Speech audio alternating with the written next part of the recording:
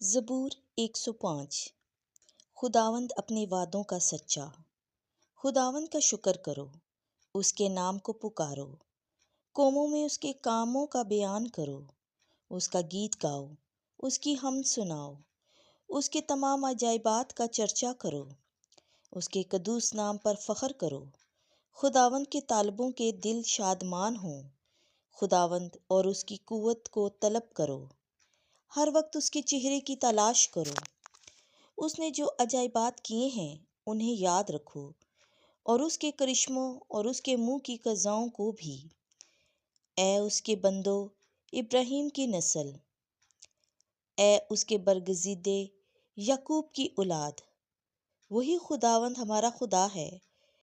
تمام زمین پر اس کی قضائیں مروج ہیں، وہ ابد تک اپنے عہد کو یاد رکھتا ہے، یعنی اس کلام کو جو اس نے 1000 پشتوں کے لیے فرمایا ہے، وہ عہد جو اس نے ابراہیم کے ساتھ باندھا، وہ قسم جو اس نے اسحاق سے کھائی، جو اس نے یعقوب کے لیے قانون مستحکم اور اسرائیل کے لیے عہد ابدی ٹھہرایا، جب کہا کہ میں ملک کنعان تجھے دوں گا تاکہ تمہاری میراث کا حصہ ہو۔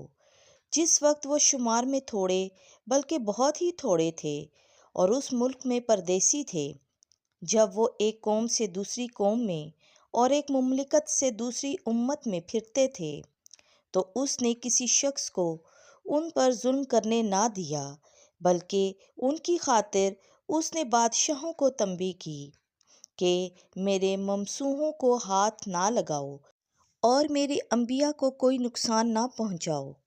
اور اس نے زمین پر قحط نازل فرمایا اور روٹی کا سہارا بالکل توڑ ڈالا۔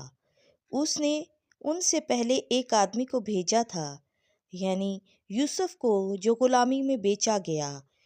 انہوں نے اس کے پیروں کو بیڑیوں سے باندھا، اس کی گردن لوہے سے جکڑی رہی، جب تک اس کا سخن پورا نہ ہوا۔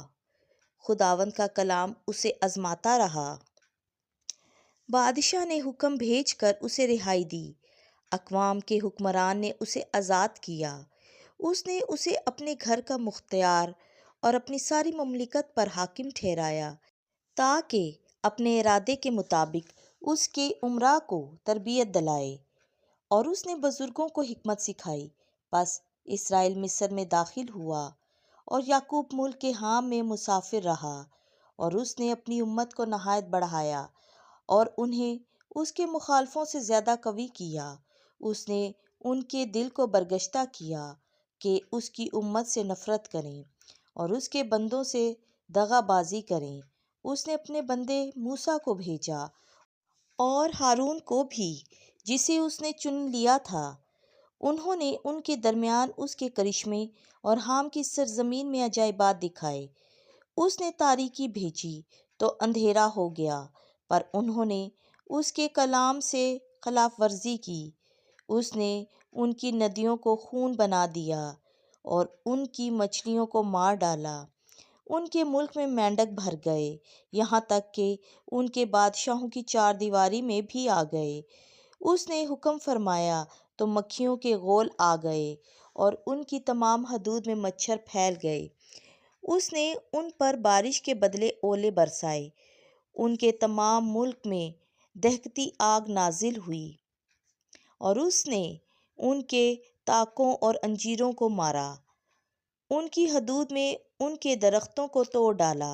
اس نے حکم فرمایا تو ٹڈیاں آ گئیں، اور ملخ بھی جو شمار سے باہر رہے، وہ ان کی زمین کے سب نباتات کو چٹ کر گئے اور ان کے کھیتوں کا پھل کھا گئے۔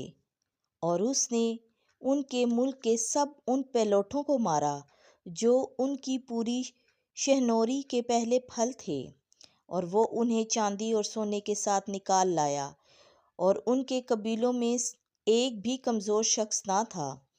مصری ان کے چلے جانے سے خوش ہو گئے، کیونکہ ان پر ان کا خوف چھا گیا تھا۔ اس نے سائبان کے طور پر بادل پھیلا دیا اور آگ دی جو رات بھر روشنی دے۔ انہوں نے مانگا تو اس نے بٹیر پہنچائے اور نانے آسمانی سے آسودہ کیا۔ اس نے چٹان کو چیرا تو پانی پھوٹ نکلا اور بیابان میں ندی کی طرح بہنے لگا، کیونکہ اس نے اپنے اس قدوس قول کو یاد فرمایا جو اپنے بندے ابراہیم سے کہا تھا۔ وہ اپنی امت کو شادمانی کے ساتھ اور اپنے برگزیدوں کو خوش الحانی کے ساتھ نکال لایا، اور اس نے انہیں قوموں کے ممالک دیے، اور وہ امتوں کے محنت کے پھل پر قابض ہوئے تاکہ وہ اس کے قوانین پر عمل کریں اور اس کی شریعت کو مانیں۔ ہلیلویا، آمین۔